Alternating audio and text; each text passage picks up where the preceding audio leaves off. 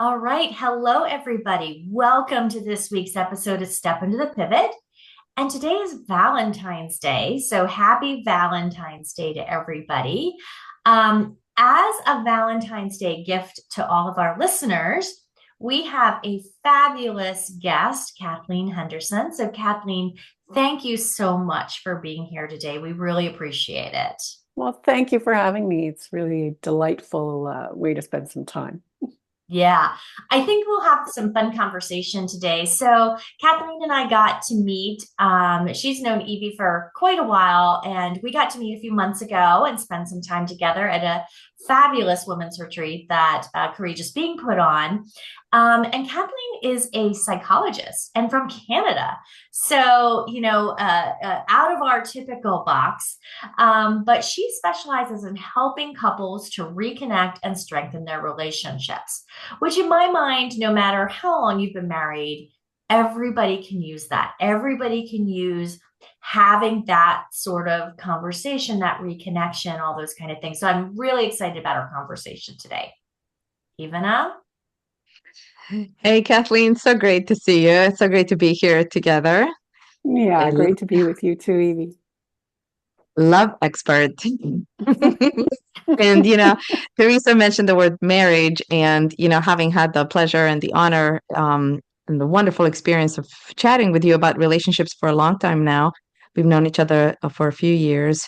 I know that you have so much amazing wisdom to share for anyone, wherever folks are in the relationship journey, whether they are single, whether they're partnered, whether they're thinking about being partnered, whether they've been in a relationship for a very long time, thinking about deconstructing it. You've seen it all in your long career, and you're also, you're a very attuned human being. You have a big life. You have a lot of people in your life, so you have a lot of experiences with relationships and love. And I'm curious, as we get started, would you please tell us about your own life and what major pivot in your life led you to decide to focus on working with couples and working with relationships? Well, when I think back to this, the pivot moment, it comes down to a lovely man by the name of Fred Worsfeld, who is a social worker, was a social worker. He's since passed. But prior to being a psychologist, I worked in adult education. And I was working primarily in upgrading and English as a second language, mostly teaching English to refugees, immigrants, and people who had just kind of dropped out at the high school level or so in the regular Canadian system. And Fred at the college ran a course that he called Communications 007. And I don't know how he managed to get it funded and keep having it funded because it did not lead anywhere, in terms of what government usually likes to see. But in this course, he was teaching interpersonal communication skills. And he had it structured kind of as a group experience. And people in the class grew very bonded. And he was looking for somebody to mentor because he was on his way out the door in terms of retiring. And so he mentored me in that. And teaching those interpersonal skills, although I'd always found teaching English really rewarding, this was like next level. When you have a parent coming back and saying, I tried that with my kids, and we had a great conversation, and we're not fighting anymore. And so that was really the pivotal moment for me. And at that point, I decided, if I'm going to be doing what was coming in sometimes close to group therapy, I should get some training. And so I went back to school and got a master's in counseling and completed my registration, the lengthy registration process to become a psychologist in Alberta. I love your calmness. So I can totally see you working with couples, right? Who are kind of off the wall a little bit. I can see that happening too. So let's talk for a minute. You've now been doing this for quite a long time. And relationships are interesting. And I feel relationships are Hmm. evolving, always potentially changing, all those kind of things. So, can you talk a little about that and what you really feel makes a good relationship succeed or fall apart? I mean, there's both. And I guess too, do you feel sometimes it's better that they fall apart, right? Like I would love to hear your perspective on that a little bit. Maybe you don't feel that way, but Well, with the type of therapy that I do, it's really grounded in attachment theory and systems theory, and kind of the humanistic experiential therapies like Gestalt, for example. And so the premise that I'm always working from is that bonding is our main survival strategy as a species. And because it's our main survival strategy, uh, there's a part of our brain that is always on the lookout for, is the bond okay? Is the bond good? Is it secure? Is it safe? And when we get a signal that it's not okay, survival level responses come into play. So we're talking about fight, flight, fawn, faint, freeze, all of those responses. And if those responses are happening enough in a relationship, they start to have kind of a cascading effect. So, for example, one person goes into a fight response. They show frustration, they show anger, and then the other person gets scared by that, and they go into a freeze or a withdraw, a flight response. And then the more the person goes into the flight response, the more agitated the person typically with the fight response gets because they really want to engage. The anger is about, let's solve this, let's work through this, let's do it.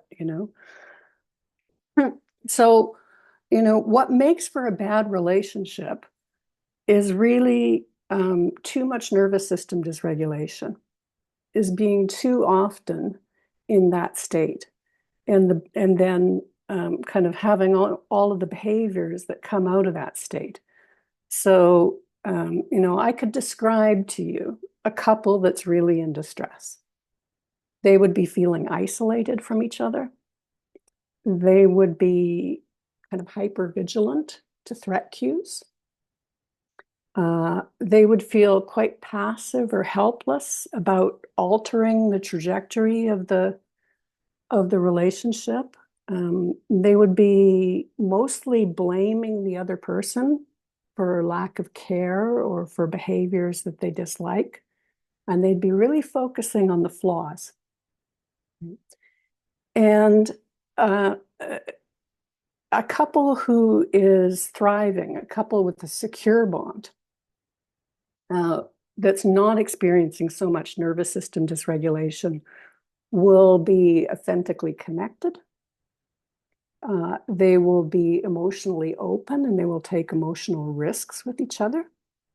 They'll be speaking, when they're expressing emotion, it'll be coming more from their longings, more from their more vulnerable emotions rather than protective emotions like anger. They will realize that they co-create the emotional weather in the relationship. And they'll be focused not on the other person's faults, but on owning how they might be making it kind of difficult for their partner to demonstrate care, to actually meet the needs that they're longing to have met. And rather than focusing on flaws, they're going to focus on discovering and expressing their own fears and longings. Miles apart.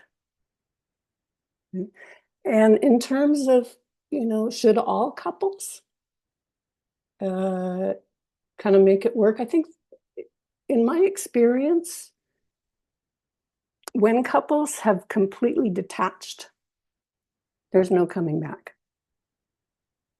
And I would say if there's a severe personality disorder, which is not all that common, then maybe not. But for most couples, I think they kind of throw in the towel too early, if you want my honest opinion. Yeah, I love that you said that. Like you said so many things that resonate with me, but I think you're right. I think people do throw in the towel, right? Like I've been married for almost 40 years, which is crazy to think about. But, you think back to those early years, there were different pressures and different things. But Mm-hmm. I loved what you talked about the bonding. That just resonated with me. So I know you got something to say.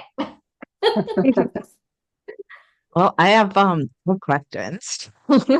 You I have have questions. questions? Let's go. Let's go. This is deeply interesting to me. Always has been. I feel like I've been, wanting to have these kinds of relationships my whole life. From when I was first observing my elders having relationships, and I was like, why is he sleeping in a different room? Mm, And I remember being a little girl and wondering, like, why are my grandma and grandpa not sleeping together? And then why is my mom always smiling when my dad is really upset?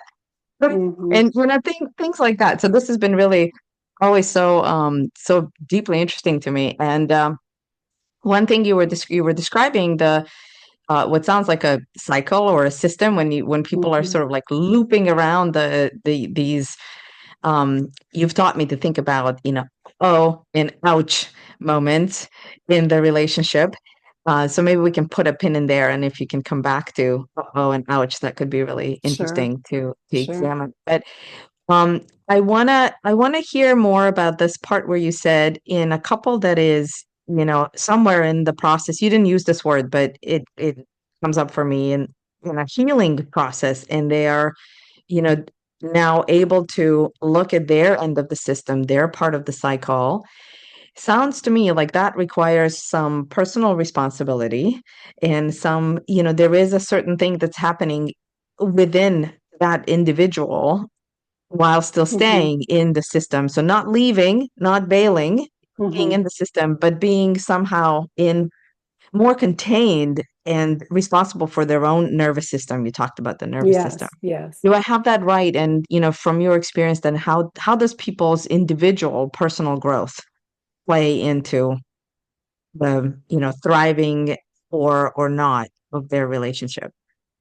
This is really an interesting question to me, and I see so many couples who are in distress come to me, and they'll come saying, "I think we need to do our individual work first." Right? And I'm like, no, no. Because um, really, we all grow best in the context of relationship. We need that crucible of both friction and reflection, and the immediate feedback mechanism of, how what we're saying or doing is impacting our partner. So I'm actually a big believer in that people can do their quote individual work better in couples therapy very often, most often. Mm. And part of that is that, if you look at what brings people to a psychologist, 95% of the time it's relational. They want to know how to have better relationships. They're struggling in relationships. And so, why would I try to work with that person kind of individually when I can work with them with their most important person in the world in the room, and I can see in real time, in live time, the triggers that come alive, those ouch and uh-oh moments, and we can work with it within the context of their most important bond. So I think the individual work, when I'm working with couples and in emotionally focused therapy, we always talk about within and between, right?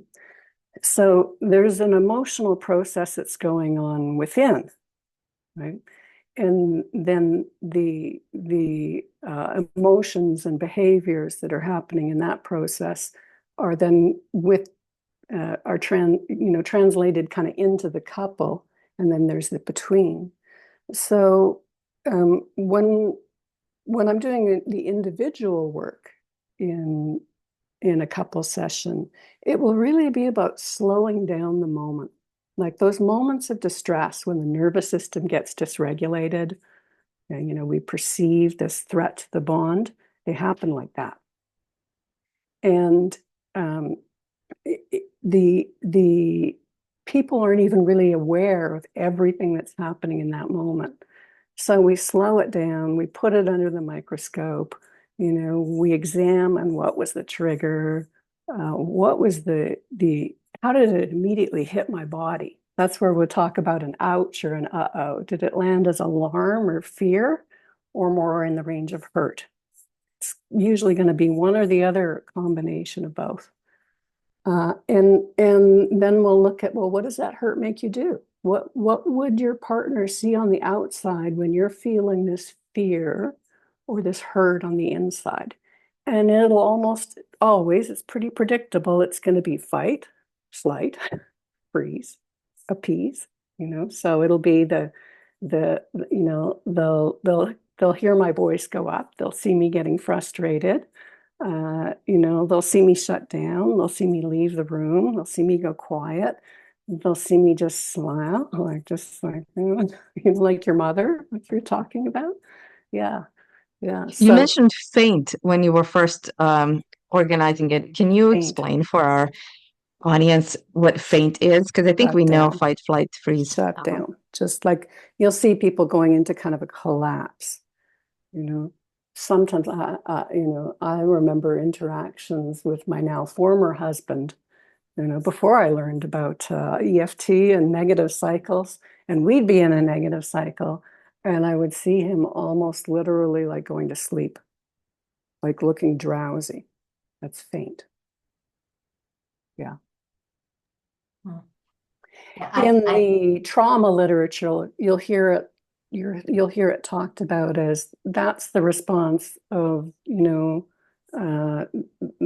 rabbit just before it's captured, or as it's captured by the prey, it goes limp and it's flooded with opioids to make the moment of death more endurable. So that gives you an idea of the degree of distress that comes up. Oh, in your relationship. For sure. And all those F words, we think when you think about the F words and all those, not the F word, but all those different kind of it's that one goes with fight. Though. Yeah. Yes, it's true though. I think back on some of the conflicts and stuff, and it's true. Depending on what's said will depend on what you do, right? I mean, and I think that's true of everybody. And sometimes recognizing that is the hardest thing. Yeah. From both. That's what I got from you, what you said, and I think that's definitely true. The revelation for couples usually comes in the moment that I can kind of help them identify what they're feeling underneath the reaction, and they recognize, oh, in that moment I'm really feeling fear, but that's not what my partner is seeing. My partner is seeing anger. Mm-hmm. I'm not giving a clear emotional signal. Yeah. Right. And we don't, I think a lot of times you don't, especially in that moment, I love how you said, slow it down and think about it so that you can be clear in what works, right? It's, I don't know, that really spoke to me, because I think that's true. And I think that's something that, you just immediately get angry and just, that fight comes out. Well, at least in me. Right. And then the partner is just going to perceive, oh, he's mad at me. She's mad at me. Yeah.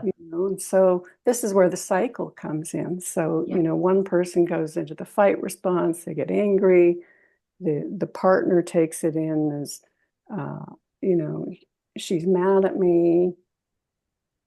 It's actually more often the woman that goes to the anger than a man does. But I could see that being true in myself, you know, to be honest. but he'll take it in as she's mad at me, and it'll go into I can't get anything right, feeling like a failure, and then shutting down. Yeah. And her anger is looking for a response. So the more he shuts down, the more there's kind of panic that comes up about I can't reach him. I'm not being heard. I'm not, you might also get defensive. And the gender roles could be, interchanged, but in most couples, the pattern I see most often is that in heterosexual couples, that the woman is wanting to engage to kind of mitigate the distress, the stress response, and the guy is wanting to take a step back to bring the stress response down. Yeah, for sure. Yeah, it's interesting to think about the patterns and the trends that you see and some of the comments you can make from, just having so much experience. And um, can you comment on the fact that when people are in it, it feels so like, oh my God, it's just us. This is us. Here's what's happening. But It's you are like, so you and compelling. every It's other so couple I work compelling in the with. moment. Yeah. Yeah. Yeah. Yeah. Sorry, I cut you off there, Evie. You were saying No, how no, exactly. Please, it's not anything. unique. No, it's not Yes. unique. It's really, I think sometimes people think I'm a little psychic, when I'm working, because I do use, and it's one of the techniques, is we use conjecture, which means, we make an educated guess as to what's going on. And we do that really to try to give words to the experience that people haven't been able to articulate. And kind of always with, is it like this? And, am I getting it right? But they'll be like, yeah, you got it like that. And it's because there are really only so many ways it can go, right? Right. The pattern recognition kicks in after a while. Yeah, I And can I'd see love to that. mention here that it's really in my experience, there are only so many ways things can go when we are riding that negative cycle. Exactly. That's where there is a limited number of options, and that's Exactly. why you can be very predict Yeah. in a state of I can predict here where we're going next, because that is so circular and so this state depends on this state, and then they keep Yes. reactivating There's a each other. predictable rigidity of responses, or a constriction of responses. And so, a big part of my work is just helping people find new moves, new responses, and Yeah. bringing more flexibility into a closed system.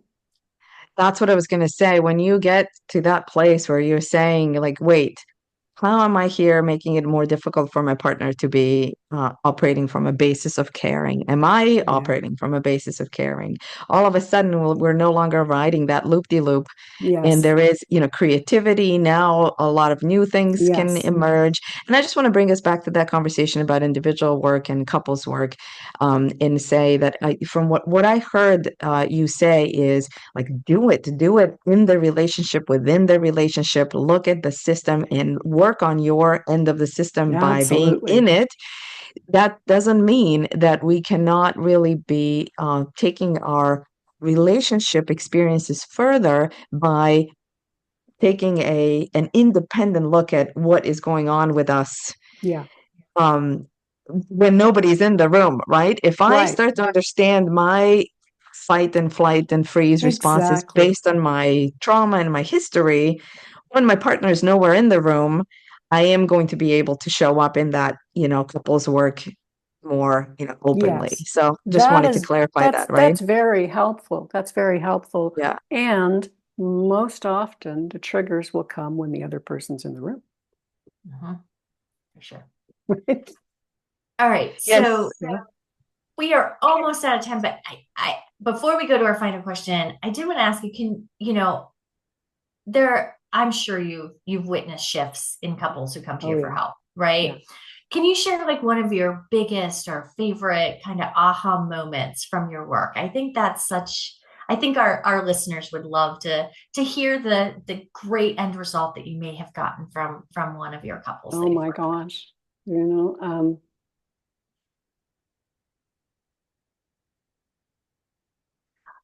I don't think that I can distill it down into like one couple with, because this with. Okay. happens so predictably, Okay. Well, give us your in favorite big my picture the one, right? That, moment. that you see most often in general, Yeah. maybe.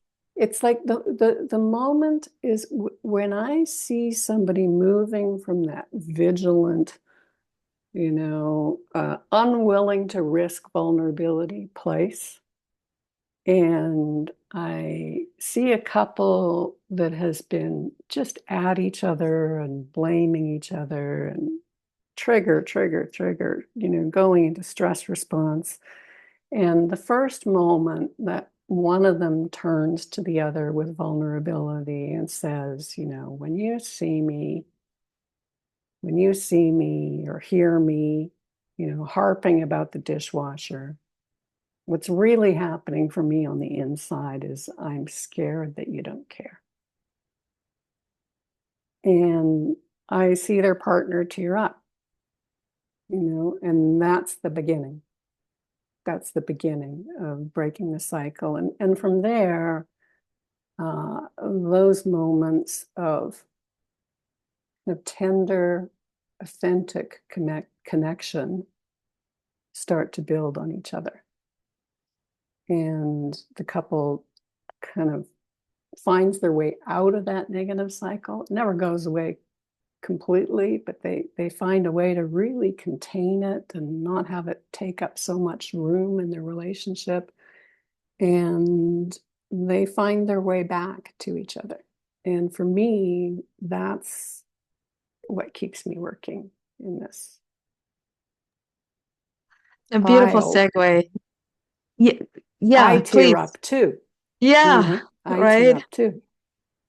Yeah. I'm just now imagining the couple and being like, "Oh, that is so wonderful." I know you mentioned in the past when we talked about it the word reach, like there is a Mhm. reaching happening, and I love that there's so much warmth in that. Yeah, Yeah. they give a really clear, uh, distilled emotional signal. They reach to their partner from that undefended place.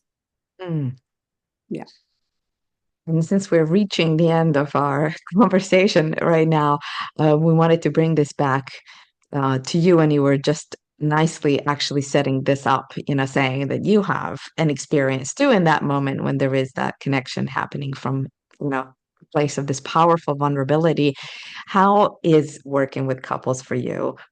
The step into the pivot that you took when you decided to work with relationships. How has all of this been a step forward for you? hmm hmm Well, it's always an interesting experience working with a couple and seeing the moves they make in the negative cycle and some of the distorted meanings they make of their partner's actions and saying, huh, I think I do that too. That's one of my moves. Oh, so one of my early mentors said it's a great privilege to be paid to do your own work. Hmm. I like And that. yeah, I think that's a very cool. Can you say that one more time for our listeners? it's a great privilege. It's a wonderful thing to be paid to do your own work, to get paid to do your own work. Yeah. And No. I think any good therapist is constantly doing their own work. But Absolutely. seeing couples, it's like the mirror keeps getting held back up to me too, right? I'm holding up a mirror for the couple of what's happening. They're holding up a mirror to me too. Yeah. Awesome. Such a fantastic conversation. Thank you so much, Kathleen. I've enjoyed, getting to spend some time with you, both in person and now on the podcast. And I think this is a really fantastic message and a fantastic reminder, no matter what kind of relationship you're in, these are all important things to work on continually. Yeah. Yeah. I'm happy you bring that point forward too, because everything that we talk about in couples work, it translates to every other relationship too. Absolutely. Yeah. Yeah. Yeah. As we were And it's wrapping been up, yeah, go sorry, I ahead. just wanted to say it's really been, delightful. It's been lovely chatting with the two of you. Thanks for having me on. You're most welcome. Like you're saying, it translates everywhere. And I'm just thinking about how this idea of, practicing what we teach is everyone's invited to do that. And we're all holding up mirrors for each other all day long. So Hmm. thank you for reminding us of that. We so appreciate you. Yep. As All do I right. you. Thank you. Yeah, thanks again, Kathleen. Great to have you on. Thanks to all our listeners for listening this week. Enjoy your Valentine's Day, and we will be back in a couple weeks and with another great guest. And remember, if you have a pivot, step into it.